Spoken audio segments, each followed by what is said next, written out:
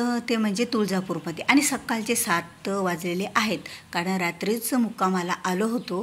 तर मुक्कामाला आल्याच्या नंतरसुद्धा रात्रीसुद्धा दर्शन झालं. पण आत्ता आमचा दुधाचा अभिषेक होता देवीचा आणि आम्ही वाट पाहत होतो तो म्हणजे ब्राह्मणाची. आणि आता ब्राह्मण काही येत नाही तोपर्यंत ताट वगैरे पूजा आम्ही संपूर्ण मांडून तयार करून घेतली. म्हणजे ब्राह्मण म्हटले की आम्ही तुम्हाला मंदिरातच भेटतो, तुम्ही या म्हणे की बारीला लागून. म्हणजे ही 5ची रांग होती बघा.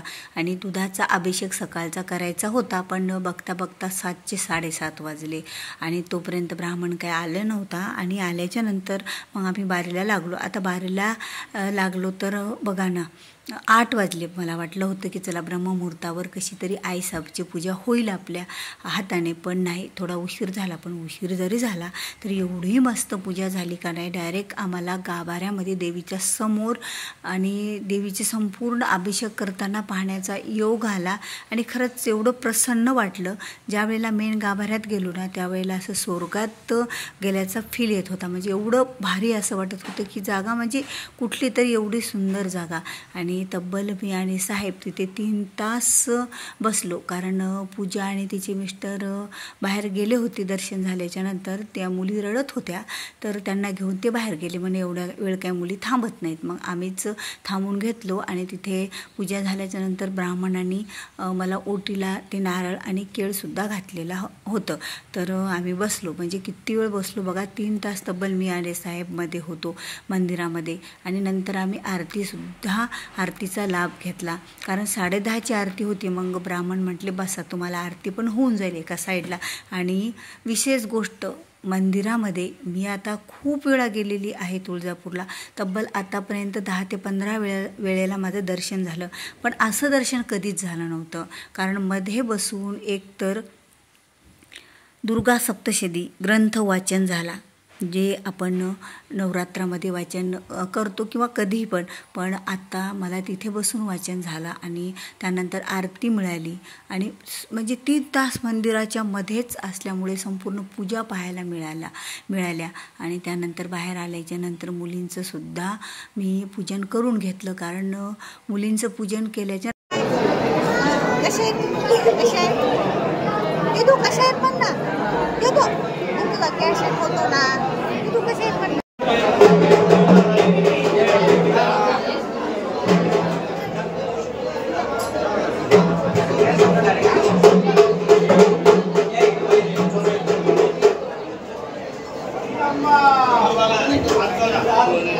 बाहेर निघाल्याच्या नंतर म्हटलं चला आता थोडीशी खरेदी पण करूया. आणि ते पूजेचं साहित्य दिलं होतं ते म्हटलं व्यवस्थित ठेवून घेऊया. साहेबांना म्हटलं तुमच्याजवळ ठेवा, मी काहीतरी थोडीशी खरेदी करते.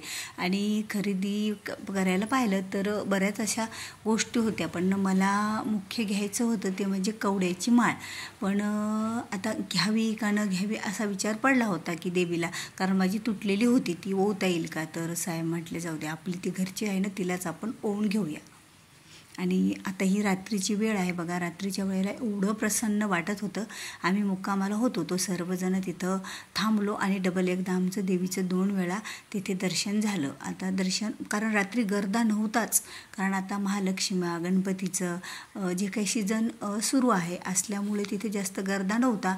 सकाळी होता पण रात्री नव्हता. मग आम्ही 300 302 150 रुपयाला स्टॉल आहे की ताई. एवढ्या रात्री दुकान उघडायची गरज.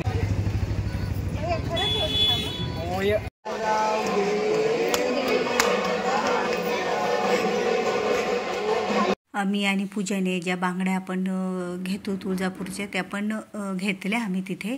कारण तुळजापूरच्या बांगड्या घ्यावाच असं म्हणतात की तुळजापूरला गेल्याच्यानंतर तुळजापूरच्या बांगड्या ह्या घ्यायला हव्या. म्हणून आम्ही तिथे घेतलो. आणि निघताना बघा बाहेर ह्या मातेचं दर्शन घेतलं पायरीचं. कारण जर मध्ये गर्दा असेल तर इथं दर्शन घेतात. आता नेहमीच आपण दर्शन घेतो त्यामुळे इथे दर्शन घेतलं. यावेळेला काही गोंधळी वगैरे नव्हती इथे.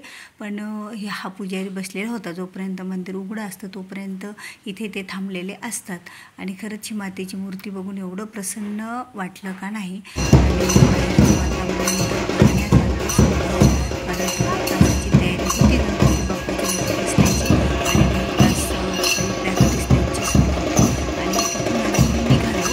आणि आता म्हटलं चला आता रूमवर पोचायचं होतं म्हणून घाईत रात्रीची पण पूजा करून घेतली आणि पुन्हा बांगड्या वगैरे आम्ही घेतल्या तिथे आणि डबल म्हटलं जरा घरच्यांनासुद्धा सगळ्यांसाठी बांगड्या घ्याव्या, कारण घरच्यांनासुद्धा आणल्या मी बांगड्या सगळ्यांसाठी आणि त्या बांगड्या तिथे खरेदी केल्या. आता कशा घ्यावं हे काही समजत नव्हतं, पण जशा लक्षात येतील तशा बांगड्या घेतल्या. आणि बघा वातावरण एवढं मनमोहक होतं ना, तुळजापूरचं एवढं व्यवस्थित वाटत होतं. रात्रीच्या टाईमला एवढं करमत होतं. अख्खे जवळपास आम्ही तिथे दीड दिवस होतो असं आणि खूप प्रसन्न वाटलं. आणि हे पूजानं मी पण दर्शनाचं पूर्ण केलं नाही ना, दर्शन घ्या.